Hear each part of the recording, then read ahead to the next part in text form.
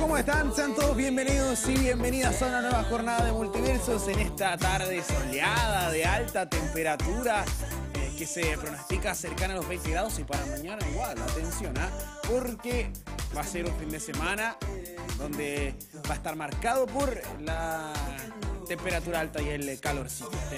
Primavera, recordar que en verano, en el hemisferio norte en particular, se dieron temperaturas extremas y se espera lo mismo para el hemisferio sur, pero sabemos que mientras uno es verano, el otro es invierno y ahora nosotros estamos en transición hacia verano. Estamos viendo parte de lo que está ocurriendo con la finalización de las obras del viaducto Chacabuco. Recordar, 70% de avance estaría listo durante el primer trimestre de 2026.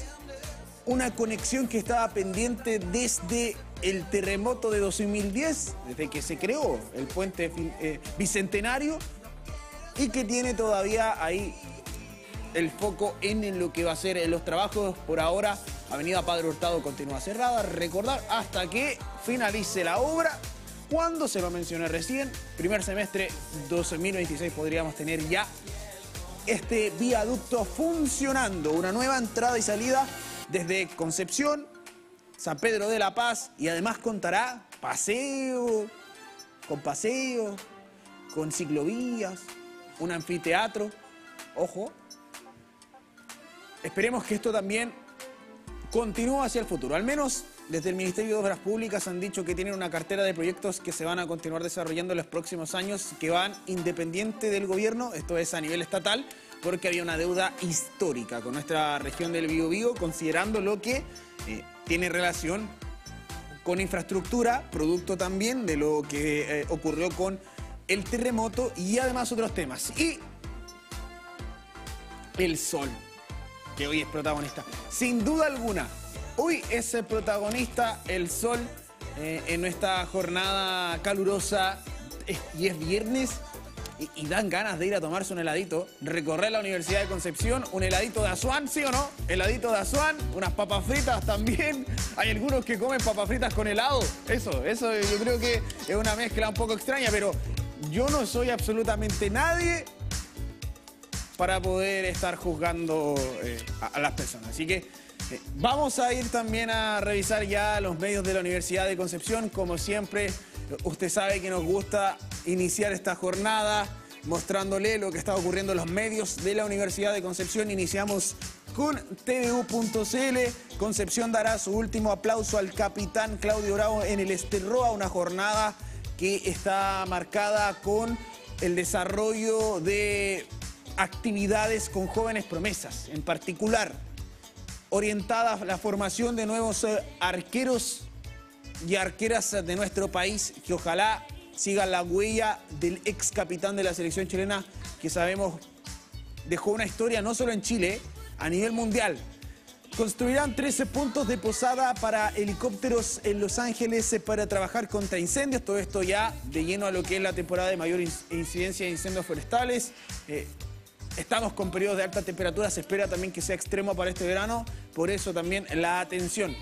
Más de 2.000 docentes recibirán el primer pago de deuda histórica este viernes en el Biobío. Hoy inicia el pago de la deuda histórica. Recordar, son 4,5 millones de pesos para cada docente y que inicia el pago entonces este viernes 17 tras lo que fue desarrollado con una instancia también consultativa con las diferentes agrupaciones, por ejemplo el Colegio de Profesores, entre otros. Humedalpa y Cabi piden prórroga para responder a observaciones ambientales ante proyecto habitacional. Todo esto lo que está ocurriendo en materia de protección medioambiental. Recordar que los humedales que están declarados como humedales urbanos tienen cierta área de delimitación. Ahora, hay también un tema con cuál es el área de delimitación. En ocasiones también se dice que faltan espacios que no es el humedal completo, sino que cierto territorio, y ahí se generan ciertos inconvenientes. Tras polémica por cálculo en las tarifas eléctricas, renuncia al ministro de Energía. Esto ocurrió, recordar, en la jornada de ayer, y harto debate que se ha armado con respecto a ese tema. Y ahora también queremos invitarles a conocer más acerca del mundo de los hongos, o el reino fungi. Usted le puede decir como usted quiera, porque se nos presenta la siguiente noticia en diarioconcepción.cl que da cuenta justamente de lo que es la investigación científica, el desarrollo del conocimiento en esta área y sobre todo la conservación. Hoy se estuvo realizando el primer Foro Internacional de Conservación, estuvimos ahí con el despacho Nuestro Matinal Siempre Juntos, de hecho está en desarrollo todavía, le quedan un par de horitas en torno a lo que es conservación y bienestar humano. Pero esto es lo que nos presenta diarioconcepción.cl. Reino Fungi. Estudio apuesta por el monitoreo, por mejorar el monitoreo para promover la conservación acá en nuestra región. Recordamos también diversidad de hongos, la humedad, que tienen alto valor ecológico y cultural, pero brechas de conocimiento pueden perjudicar su preservación. De hecho, para complementarlo con lo que está ocurriendo con este primer foro que le estaba mencionando, recordar que Campus Naturaleza, en estas más de 180 hectáreas de protección, tiene especies de hongos únicas en el mundo. ¿Lo se acuerdan, no? Que nosotros lo estuvimos conversando. Vaya a buscar en nuestro canal de YouTube porque también ahí es un ejemplo de lo que ocurre en materia de preservación, conservación de este tipo de especies. Esto producto de las características ambientales y naturales que hace que se transforme en un espacio ideal para la vida del reino fungi y hay una cantidad muy vasta de hongos nativos que además se cumplen un rol clave en la trama trófica. También se da de que esta biodiversidad es poco estudiada y hay abiertas preguntas relevantes para su comprensión y conservación. En ese contexto surge una investigación interdisciplinaria que usará avanzadas tecnologías para mejorar el conocimiento y la observación de especies fúngicas a nivel local. Nuevas herramientas, técnicas novedosas, no invasivas ni dañinas son el pilar para desarrollar este proyecto que considera 3 años de estudios para generar nuevas evidencias y herramientas. Principales objetivos: desarrollar una biblioteca espectral MIR-NIR y modelos quimiométricos, basados en inteligencia artificial que permiten identificar y clasificar según especie y procedencia geográfica. Esperamos generar modelos predictivos robustos capaces de diferenciar especies de hongos y sus entornos de origen desde sus huellas espectrales. Se mencionó desde lo que ha estado ocurriendo en materia de la academia acá en la región del Biobío. Bueno, parte de lo que está sucediendo también en materia investigativa, sabemos que el mundo fungi acá, pero es un lugar predilecto para que se dé, además de que tienen tantas características tan interesantes, los hongos son tienen por ejemplo características venenosas, tienen características de cómo se comunican, tienen características de cómo se reproducen por las esporas. No, sí, es un tema muy grande, es algo bastante entretenido para poder investigar ahí en su casa y para que busque también en cómo se comunican, por ejemplo, a través de las redes, que son muy parecidas a las redes neuronales, que a la vez son muy parecidas a otra cosa que está en el espacio exterior, que bueno, ahí estuvimos en una charla científica donde hicimos la conexión, ¿no? La verdad es en el universo, ni siquiera en el espacio exterior, vámonos más allá. Cómo se conecta al universo, no, es tremendo. Tiene una cantidad de similitudes con otras cosas que hay en la naturaleza, pero le invitamos obviamente a que usted también investigue y pueda vivir esta experiencia en carne propia. Vamos a noticias.udec.cl porque nosotros estuvimos hablando acerca de este tema. Finalmente partieron, se fueron, zarparon. Equipo de científicos zarpa a bordo del buque Cabo de Hornos para estudiar la zona de mínima de oxígeno de Chile. El núcleo Milenio para el estudio de desoxigenización en el Océano Pacífico Sur Oriental dio inicio a una de sus campañas oceanográficas más importantes del año, el crucero Dismo. Un equipo multidisciplinario de diversos académicos ya están a bordo del buque oceanográfico AGS-61 Cabo de Hornos de la Armada de Chile para estudiar la zona de mínima de oxígeno. o ZMO, o ZIMO, frente a la costa centro-norte, con énfasis en su influencia sobre la biodiversidad y procesos del ecosistema marino. Bueno, esto parte también de lo que está realizando el Núcleo Milenio para el estudio de la desoxigenización en el Océano Pacífico Sur Oriental, y todo esto también que está ocurriendo en materia de protección, en particular en el archipiélago de Humboldt. Ahí está entonces, noticia que usted puede encontrar, noticias.udec.cl, y queremos trasladarnos desde este Sarpe hasta Quillón. Porque, bueno, le digo Quillón, verano, me imagino que lo primero que piensa, Laguna Vendaño, ¿no? Sí, Laguna Vendaño, una cabañita, veranito. Sabemos que ahí en Quillón se pasa bien en los veranos. Bioparque, mire, para que usted también lo vaya notando, sigue el rescate de animales, tuvieron nacimientos de leones blancos.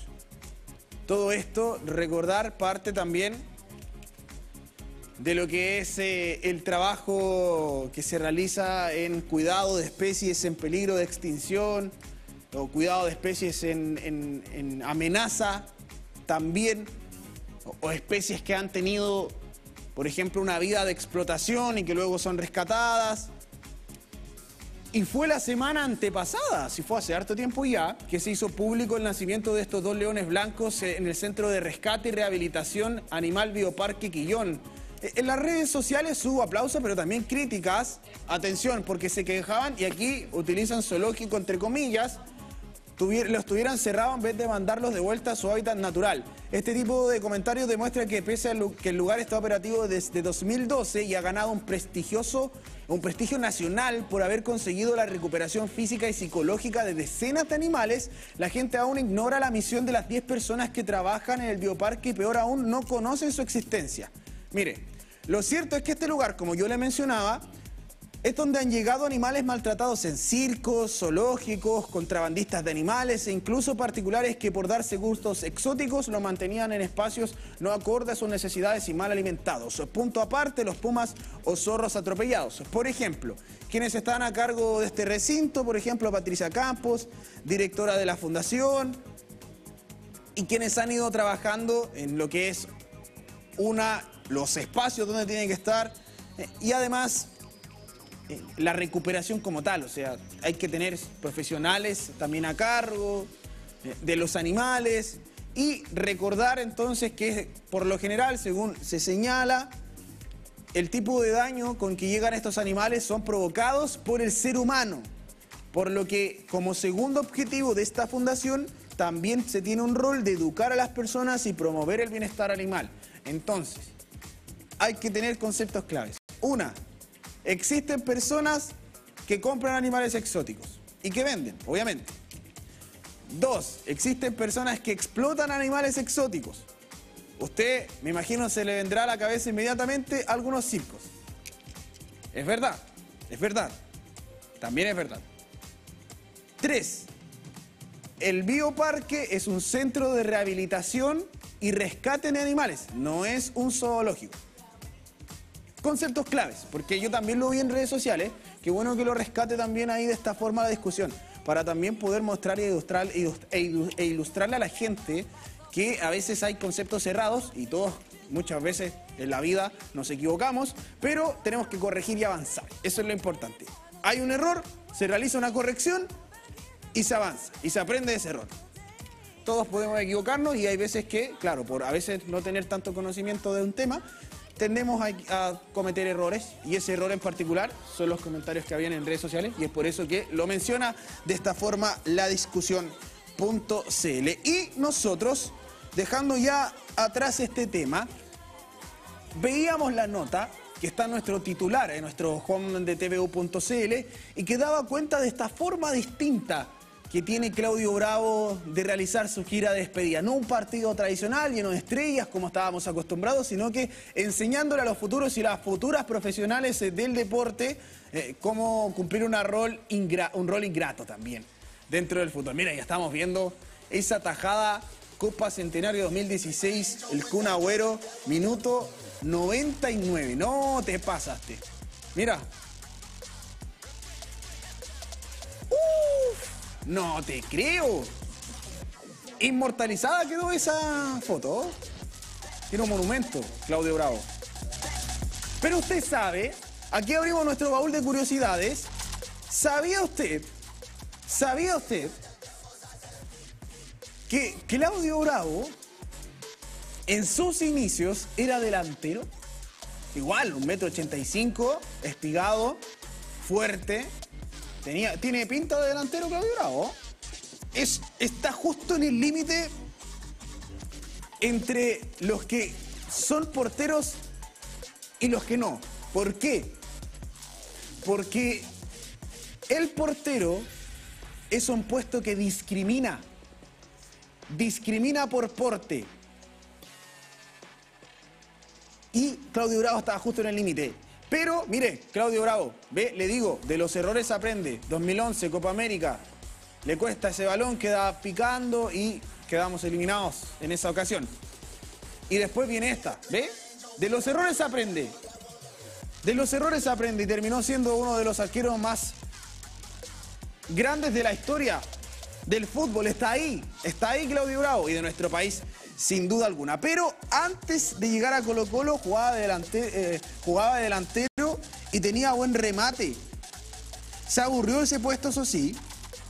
Jugaba en el Club Deportivo Las Acacias de Viluco y ahí estaba como delantero, luego pasó a jugar como defensa. Sin embargo, terminó cambiando la decisión para jugar al arco y así encontró su puesto definitivo. Y bueno, aparte todos los niños y niñas por lo general siempre quieren ser delanteros.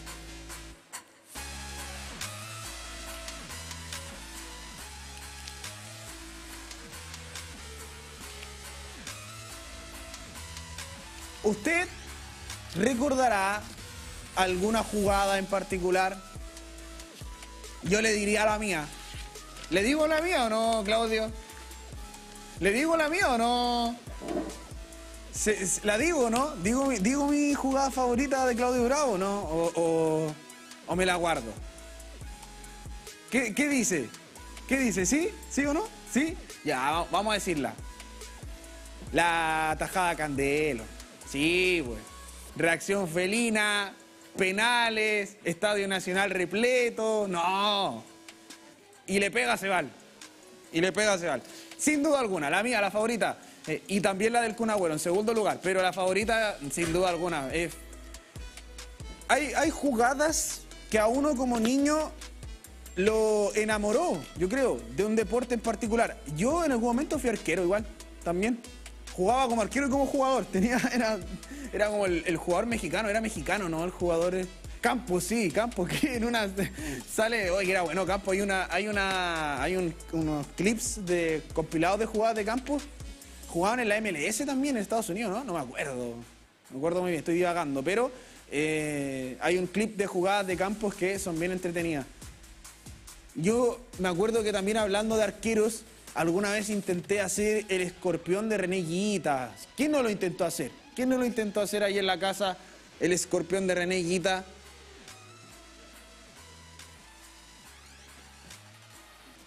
Pero algunas atajadas icónicas también que hayan del fútbol mundial.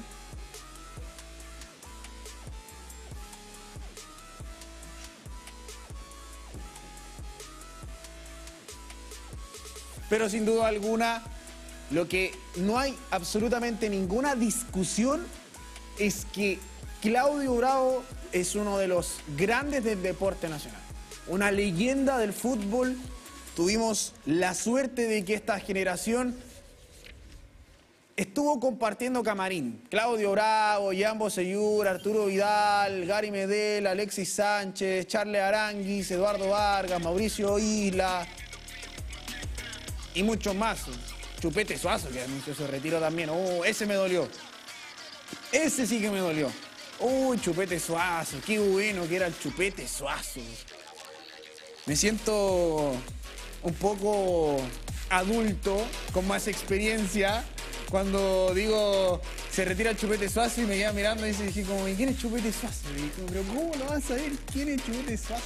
Mira, nieto, yo te voy a mostrar quién era el Chupete Suazo. El hombre venido del planeta Gol, hablando de retiros. Y hablando de retiros también, pero de retiros de libro que puede hacer usted. Queremos ya darle la bienvenida a Alonso Castillo, que está junto a nosotros desde librería Marta Brunet. ¿Qué tal, Alonso? ¿Cómo estás?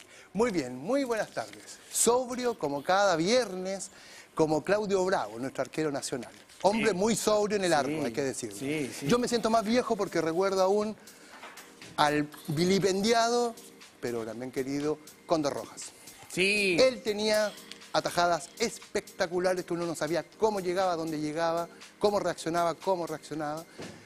Y Claudio después, cierto, fue un arquero muy sobrio, muy efectivo también, y con las vallas menos batidas. Sí, ahí hay un tema porque, claro, algunos dicen ya, pero ¿quién era mejor? Claudio Bravo o Cóndor Rojas. Lamentablemente, Claudio... Cóndor Rojas tuvo esa mácula, ¿no? El Claudio Bravo tiene que ser el mejor porque él hizo una carrera Exacto. completa en el extranjero. El Cóndor Rojas pudo haber sido quizás más hábil, que puede ser. ¿Quieres discutir? Puede ser, pero es que... No, para mí Cóndor Rojas tenía una condición Claro. muy personal, como en su condición de arquero. Pero su decisión, su destino que nos cruzó a todos como país, hizo que se bajara de ese podio, lamentablemente, porque tenía condiciones espectaculares. Y todavía estaban en alza. Estaba en crecimiento. Sí, estaba en crecimiento. O sea, no era que estaba en el momento peak de su carrera. O sea, así es. Quizás si hubiese avanzado un par de años más, igual también hay que entender que las carreras de los deportistas no solo se viven por momentos. Exacto. Se evalúa por Y no solamente, un periodo constante en el tiempo. Y no solamente dependen de cosas deportivas. Claro, bueno, también ahí es parte... Pero... Bueno, ese fue nuestro avance deportivo. Claro, a propósito del contexto de esto que va a estar ocurriendo ya, mire, a las 2:30 de partida, o sea, quedan 8 minutos en el Estadio Alcaldesa Ester Arroyo esta jornada con Claudio Bravo para que si tiene tiempo también pueda ir a darse una vuelta. Alonso, ¿qué nos trae para hoy? Mucho gusto. Traje libros y editoriales nacionales. Ese es el concepto de hoy, hablar de los libros que se producen y se realizan en nuestro país, en nuestros territorios, precisamente porque tienen esa característica, esa componente nacional.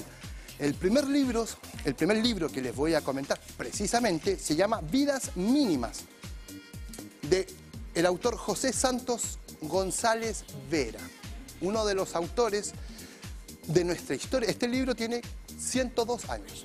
Se publicó inicialmente en 1923, ¿no? Y lo que cuenta son vidas mínimas, precisamente es la existencia, el derrotero que vive una persona en lo que ahora se mira, ¿cierto?, como la conformación de la ciudad. Era una persona que vivía en el Cité, que va llegando recién a la ciudad, que tiene un trabajo precario, y en definitiva lo que van haciendo es cómo se enfrentan a la vida y van mostrando ese tipo de relación con el entorno.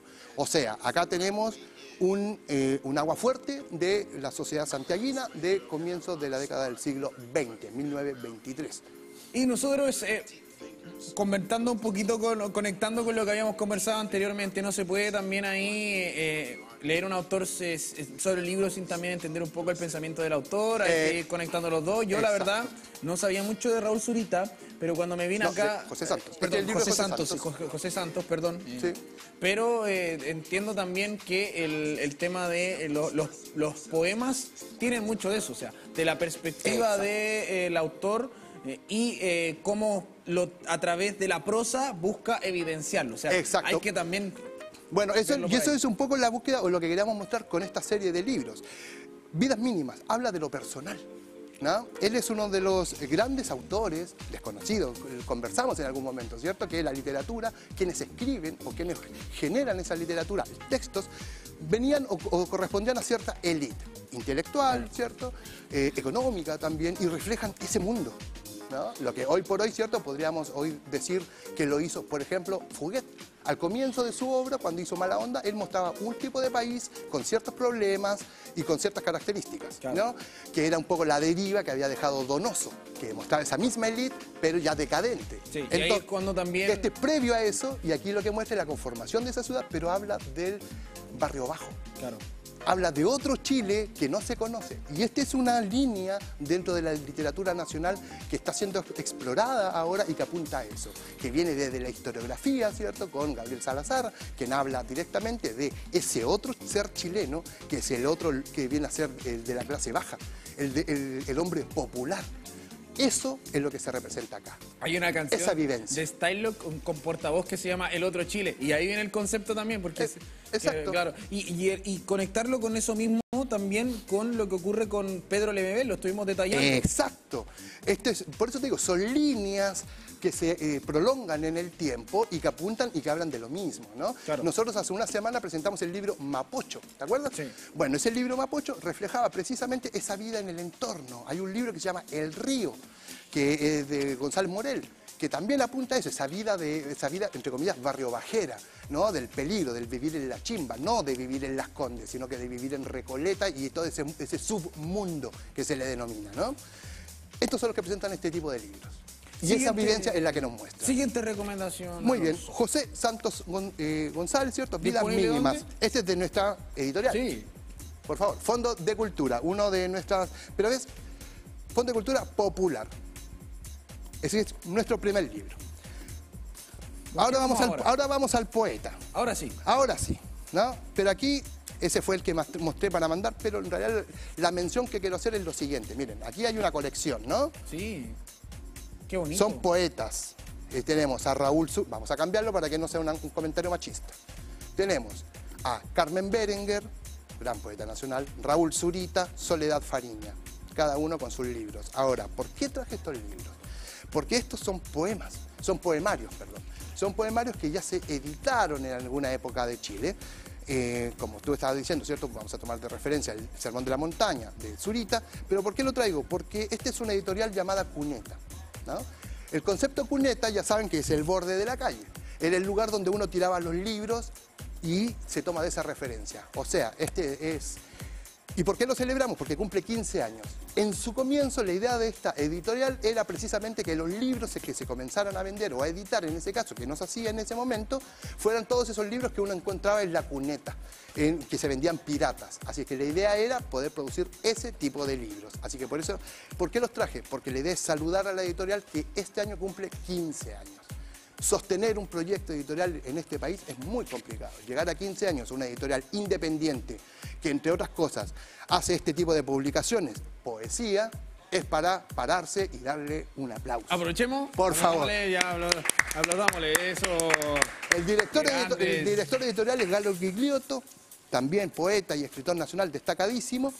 Él comenzó con el proyecto, fue también quien comenzó el proyecto de la feria del libro, La Furia del Libro, que ahora es una de las ferias más grandes. Así es que hay un proyecto ahí muy grande, que tiene que ver con esto, con llevar esta otra literatura a las grandes masas. Libros pequeños, libros baratos y que recuperan una información, un poemario, una información cultural, digamos, que viene con una historia. Así que acá tenemos. Aparte recordar que los poemarios son lectura rápida, o sea, no es necesario que esté pegado tanto tiempo. Puedes leer uno, después leer otro. Y que te muestran el ADN del lugar en el que estás. Te muestran las historias que están bullando en el aire, te muestran ese tipo de cosas. Sí. Ahí uno va encontrando el sonido, ¿no? El ritmo de tu entorno.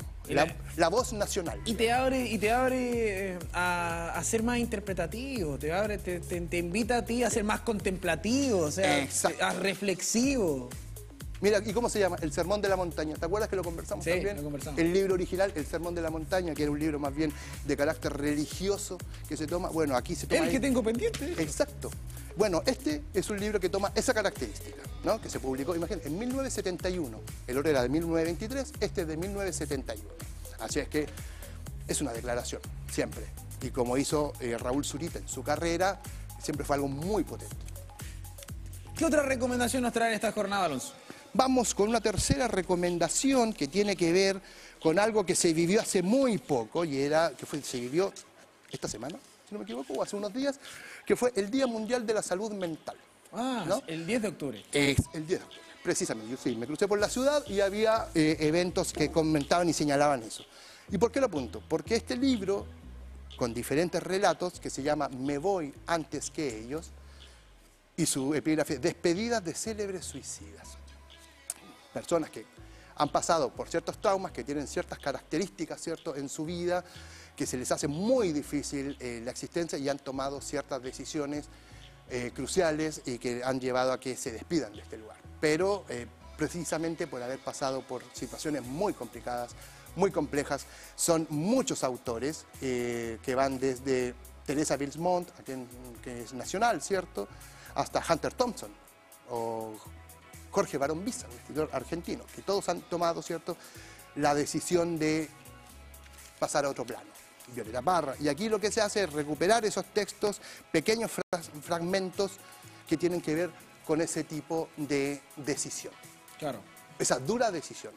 Sí, bueno, ese día, a propósito del tema de la salud mental, nosotros estuvimos conversando ese tema, dialogándolo, y hay ciertos atisbos en la forma de comunicarlo, lo habíamos también comentado desde son las señales que se claro, muestran, las señales, claro. Igual esto nos permite, por ejemplo, ir viendo cómo se dan este tipo de pensamientos a veces cuando uno... Esos pensamientos intrusivos, sí, ¿no? Y cuando la gente tiende a tener esa lejanía con la celebridad, empieza a pensar que no son seres humanos y los deshumaniza, y en realidad son personas que sufren y han sufrido quizás por sus traumas personales, por lo que le ha pasado en la vida, y que tienen mismos sentimientos y emociones que todos nosotros. Exacto, y además por lo que estás diciendo, se quedan en un lugar de soledad, porque llega un espacio donde ya no logran comunicarse con el otro. Y el otro, nosotros, ¿cierto?, muchas veces no somos empáticos con personas que necesitan cariño, que necesitan contención, que necesitan otro tipo de escucha. Claro. ¿No? ¿Por qué quise traer este libro? Precisamente por eso, para recordar que se vivió el tema del Día de la Salud Mental, para recordar todos los días que hoy, por ejemplo, hay un paro en una de la administración pública que tiene que ver con la salud mental, precisamente pidiendo más recursos para esa área tan importante, para que nos cuidemos entre todos. Existen números telefónicos donde uno puede llamar, ¿cierto?, en caso de que se sienta solo y necesite ayuda. Principalmente comentar eso, cuando se necesita ayuda, pídanla, que va a haber una mano extendida de alguien cercano que los pueda ayudar. Bueno, recordar también, dentro de lo que es la descripción de este libro oficial, se menciona que no es un libro que busca glorificar el suicidio o estas personas, la decisión que tomaron, sino que todo lo contrario, tomar estas palabras, transformarlas para generar conciencia y visibilización acerca de este tema. Exacto, y eso... Gracias, porque también quería cerrar con le dejo el paso. No, para nada, porque eso era precisamente, muchas gracias, lo que quería decir. No es una glorificación, es todo lo contrario, es una alerta, es una llamada de atención para que nosotros, o sea, para que todas las personas miremos esto y lo tomemos como una tarea, ¿no? Porque estamos todos en este mundo y la idea es que nos ayudemos. Como un pendiente que está siempre ahí. Exacto. Porque siempre tenemos que estar prestando atención. Sí. Y atentos a nuestro entorno, porque esto le ocurre a todas las personas. Alonso, siguiente recomendación. Seguimos, esto lo vamos a dejar para el final. Vamos a mostrar un libro grande, un libro hermoso, que a mí me encanta y se los traje precisamente porque conecta con cosas que nosotros estamos haciendo en nuestra librería, ¿cierto? Fondo de Cultura Marta Brunet, que está ubicada ¿dónde? En un costado de la Biblioteca Central de la Universidad de Concepción. Muy bien. Hacia el lado donde está el área verde. Muy bien, mirando hacia Victoria. Claro. ¿No? Viniendo hacia el canal. Claro. Bueno, les quiero mostrar lo siguiente.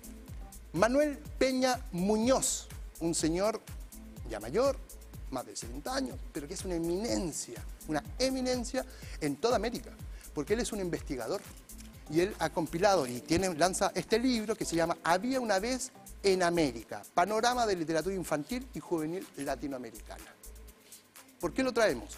Porque dadas las actividades que estamos realizando en nuestra librería Marta Brunet, dado el interés que nos provoca el fomento lector, buscamos que se potencien diferentes áreas, en este caso, ¿cierto?, para mediadores, para bibliotecarios, para profesores de castellano, ¿se dice así todavía? Castellano, lenguaje, ¿cierto? Lengua y comunicación, creo. Bueno, para los profesores de lengua y comunicación y todas las personas que estén relacionadas con el mundo literatura, infantil. lengua y literatura, creo. No sé, cambia todo. No sé, yo estuve castellano. Yo tuve naturaleza. Sí. Creo que ya no se llama naturaleza. Claro. No, sí, ya es bueno, difícil seguir a lo el ritmo. que haya mutado, las personas que se dedican a ese mundo este libro les vendría muy bien. Sí, ahí hay un tema de cuando uno se empieza a dar cuenta que empiezan a pasar los años porque cambian los nombres de las mallas curriculares.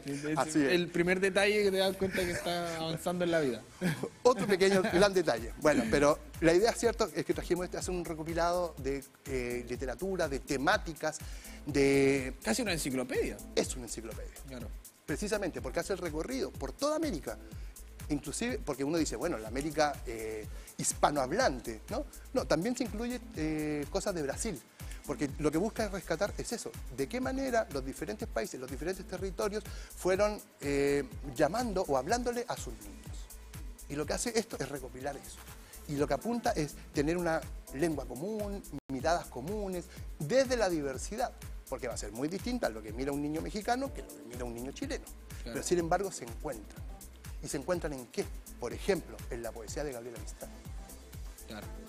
Por ejemplo, que fue, cierto, la gran pedagoga que trabajó acá y después trabajó en México. Claro. Esas son las cosas que recupera este libro, porque tiene que ver con eso, tiene que ver con la lírica, tiene que ver con los modismos, tiene que ver con las historias que se cuentan y con lo que va perdurando y pasando de una generación a otra. Con las culturas. Y cómo cambian las culturas también. Exacto. Así se modifica. Así es que nuestro interés por mostrar este libro apunta a eso. Es un libro que a lo mejor no está apuntado ni pensado para los niños, sino para quienes trabajamos con ellos y para ellos, ¿no? Así es que por eso quise traerlo, para que lo muestran y esta información siempre esté a disposición de autores, editores, mediadores de lectura, para que puedan tener esta obra que les va a ayudar un montón para poder perfilar, ¿cierto?, todo lo que era la narrativa y la lírica infantil en los siglos XIX, XX, XXI. ¿Y está disponible dónde, Alonso? En nuestra librería del Fondo de Cultura Económica Marta Brunet, que está ubicada en la Biblioteca Central de la Universidad de Concepción, en el costado, mirando hacia la calle Victoria. ¿Y hay alguna actualización? Sí, vamos a hacer una mención especial con lo que viene, porque este es un invitado muy particular, lo hemos conversado. Sí, también, pero es la expectativa de lo que va a mencionar, Alonso. Exacto. Me tiene Somos atento. tontos hasta las 12. Este es el libro del exfiscal Carlos Gajardo, que viene y habla sobre la corrupción en Chile. Lo charlábamos, ¿cierto? Sí, lo conversamos. Y lo que quería pasar y comentarle era que él viene, lo traemos. Lo habíamos dejado pendiente. Exacto, es nuestro invitado estelar y va a estar acá el día martes 21, y a partir de las 17:30 en el auditorio. Buen horario. Exacto, en el auditorio de la Facultad de Derecho y Ciencias Jurídicas. No, Ciencias Jurídicas. Bueno, en la Facultad de Derecho, Ciencias Sociales y Jurídicas. Sí. En ese auditorio va a ser la presentación de este libro. Va a estar conversando precisamente sobre la temática. Así es que es una linda invitación que queremos hacer a todos nuestros televidentes y a nuestros amigos periodistas para que vayan también. No, yo estoy ahí anotado, sí. Por favor. No, es que el caso es tremendo. Exacto. ¿Y cuál ha sido el derrotero, no? Sí, sus actores. No, y su salida, su rol ahora, porque ha tenido un rol televisivo, ha tenido un rol activo en redes sociales, y todo nace desde eso. Ese es el tema, todo nace desde ahí. Esta es la investigación. Lo comentaba en detalle la otra vez. O sea, le invito a la gente ahí que vaya a revisar nuestras recomendaciones literarias, pero no vamos a hacer la reseña entera ahora. Exacto. Claro, no la vamos a repetir. No. Pero porque ahora es el momento de hacer la invitación. Tomen su libro, llévenlo, que se los va a firmar, va a estar ahí conversando, va a estar mostrando y hablando precisamente sobre la corrupción en Chile. Sí, lea la noticia. O sea, usted busca son en Google. muchas noticias, eso, ¿no? usted busca en Google y lo bueno es que ya estas noticias están alojadas en el momento. O sea, usted se va a la ficha y va leyendo una por una la noticia, o recuérdela, porque la verdad es que tiene relación con el caso Penta, el financiamiento ilegal de la política. Recordar en todos los colores políticos, sí, todas las aquí es transversal, es transversal. Generó también un proceso de presión del ex fiscal con la renuncia, porque estaban teniendo, como era tan grande, estaba teniendo presiones que eran externas y que no tenían relación con algún tema judicial, me refiero, o sea, algo legal, sino que era todo lo contrario, era hacia el otro lado, era hacia algo ilegal. fiscal. Así que no, vaya a verlo porque está tremendo este tema. Fue el fiscal, ¿cierto? Y la investigación que destapó muchas de las cosas que ocurren en nuestro país. Exacto. Y terminó cambiando la forma en cómo se financia la política. Exacto. Y cómo se observa, y cuando decimos observa, recordar que existen instituciones que realizan observaciones a los gastos públicos, cómo se observan los gastos de actualmente los políticos y políticas en Chile, tienen relación con este tema en particular. Exacto. Así que, es algo muy interesante y completamente... No se lo pierdan, ¿eh? Y completamente necesario para en nuestra formación cívica. Perfecto. Y la contingencia. Para poder entender el mundo, nuestro país actualmente, pase por este libro. Y queremos ir a revisar el Instagram FCE-Conce, la librería del Fondo de Cultura más austral del mundo, la librería Marta Brunet, y ahí está, en portada, presentación del libro Somos Tontos hasta las 12, 21 de octubre, 17:30 horas, participa Carlos Gajardo, y en el auditorio Manuel Sangüesa Cruz de la Facultad de Ciencias Jurídicas. Exacto. Quien no pueda venir se puede inscribir mediante ese QR para obtener la transmisión vía YouTube. Mira, va a presentar el director de la carrera, ¿cierto? El profesor Julio Ferreira. Y va a conversar con él Andrés Cruz Carrasco. Que también fue parte del ministerio. Exacto. Sí, también ambos fueron fiscales y trabajaron. Ambos fueron fiscales, claro. Sí, no. Así que espectacular. Esa es la noticia que va a estar bien jurídico el tema, va a estar bien técnico hoy, entretenido, así que haga la tarea. Pero antes de irme también quiero mencionar que este fin de semana, este sábado, este domingo, si se fijan, tenemos muchas actividades para niños, ¿no? Ahí está la agenda. ¿Vamos a ver la agenda? Y tenemos muchas actividades para los niños, para las infancias. Ustedes saben que tenemos un compromiso muy importante con nuestros niños y el fomento lector. Así que el día sábado tenemos no uno, tenemos 2 encuentros. Partimos al mediodía con un encuentro musical, sensorial, para los niños más pequeños.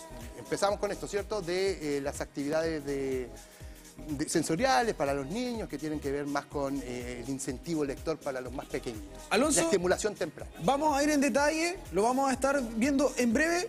Pero queremos también agradecerte por estar con nosotros, por haber compartido estas lecturas. La invitación también está, 17:30 horas, el día martes, para que lo vaya anotando. Agradecerte, Alonso, por estar con nosotros. Por favor, muchas gracias. Siempre muy contento de estar acá. Y nosotros queremos invitarles a que vayamos a revisar uno por uno cuáles son los panoramas para este fin de semana.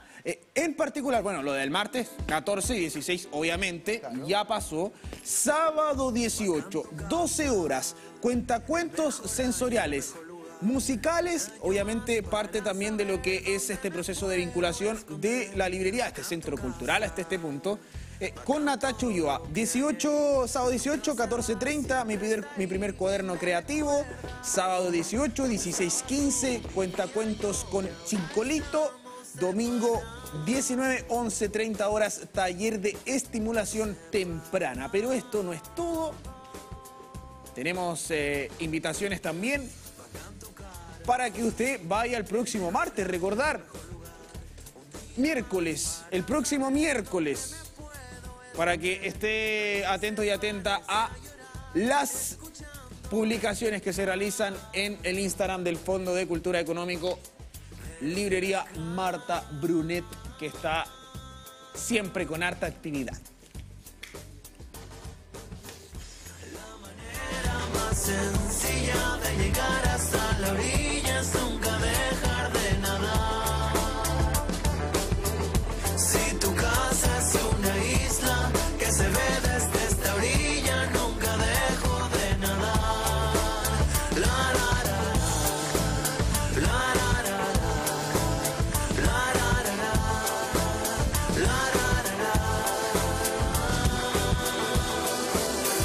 Bacán tu casa, bacán todo lo que hay ahí, nunca se va, siempre está ahí. Y ya regresamos para continuar con nuestro último espacio de conversación de la semana. Estamos junto a Roxana López Guajardo, directora ejecutiva del Plan Ciencia 2030 UDEC. ¿Qué tal? ¿Cómo está? Hola, mucho gusto, muy bien, gracias. Y también le acompaña a Fernanda Reyes, estudiante del Magíster de Ciencias Agronómicas de la Universidad de Concepción Campo Chillán. ¿Qué tal? ¿Cómo estás?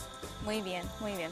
Y Ignacio Gallardo Villagrán, estudiante de Bioingeniería de la Universidad de Concepción. ¿Qué tal? ¿Cómo estás? Hola, buenas tardes. Bueno, y queremos comentarles parte de lo que ha sido esta proyección del plan con instancias de vinculación con Alemania, Sí. con países desde el plano internacional. Bueno, directora, cuéntenos, ¿de qué se trata?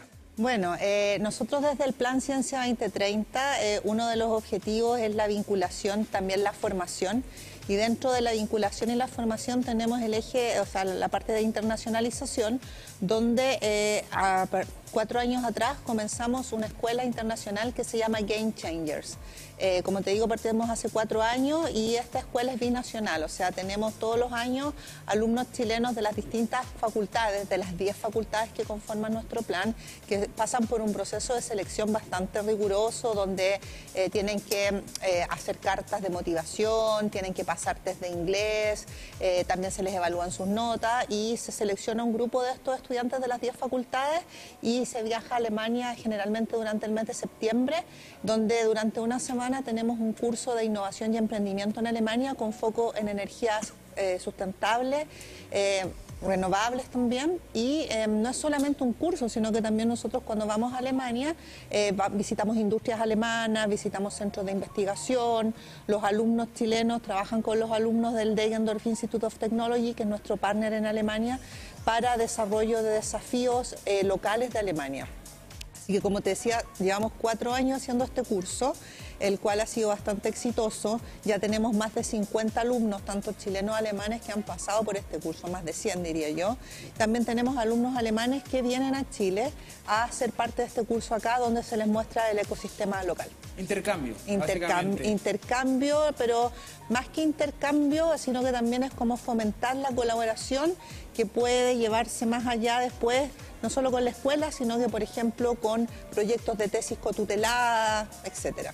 Qué bueno, o sea, avanzar colaborativamente en espacios de fomento a la generación de conocimiento a través de este tipo de instancias. Y estamos, bueno, con ambos estudiantes de aquí que fueron también parte de este proceso. Cuéntanos primero, en tu perspectiva, ¿cómo viviste esta instancia de vinculación? Bueno, yo creo que cumplió completamente mis expectativas. Yo estoy desarrollando una investigación que tiene mucho enfoque en la economía circular, que era parte de la temática del curso, y me pude dar cuenta de cómo en Alemania están resolviendo ciertos desafíos que aquí en Chile también los tenemos, sobre todo en mi área, que es la agricultura, ¿cierto? No, fue muy intensa la semana, tuvimos que hablar en inglés toda esa semana, entonces estuvo muy, muy intensa, pero muy buena experiencia. ¿Y en particular en qué estás desarrollando tu investigación? Estoy trabajando con la doctora Cristina Muñoz. ¿Ya? Estamos revalorizando residuos agrícolas, transformándolos en biocarbón, que es una enmienda que es mejoradora de suelos.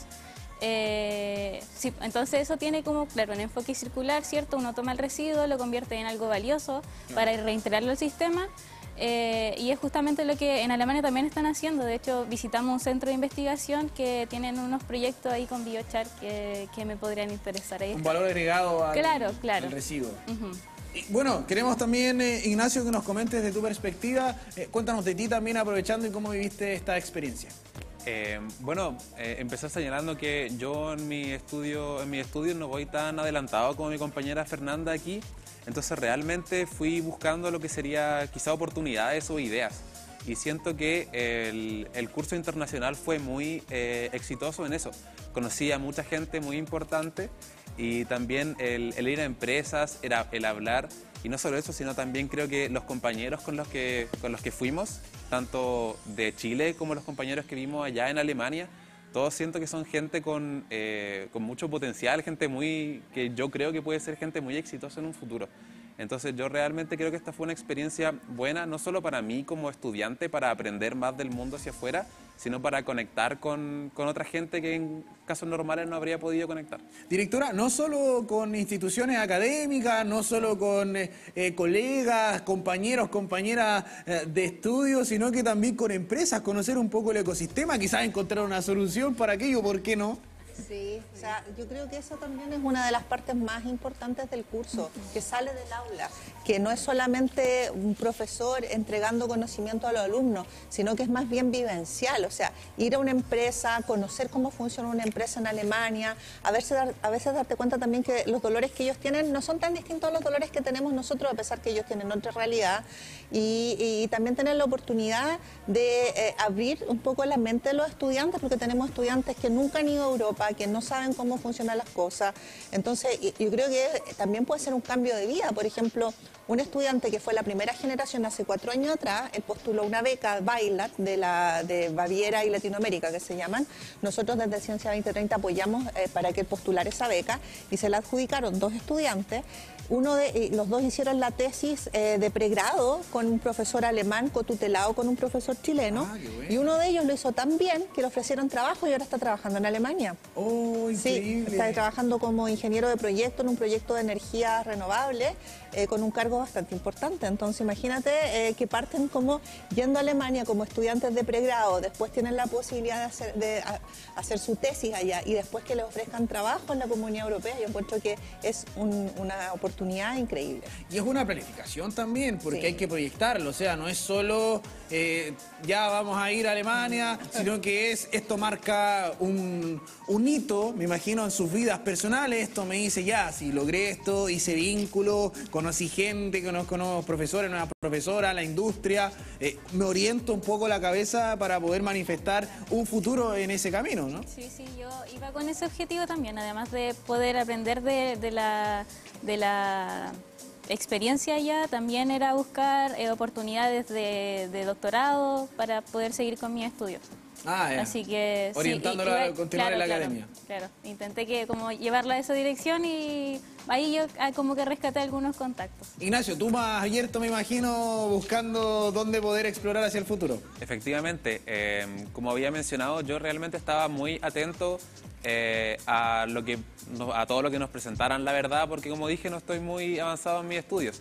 Entonces, realmente, como había mencionado, siento que fue algo muy nutritivo para mí en lo que sería mi futuro ya sea como estudiante o ya sea como futuro profesional. Directora, ¿cómo también se le prepara a los estudiantes, a las estudiantes para poder enfrentar un desafío como este, ir a otro lugar, hablar otro idioma, hablar en inglés completamente?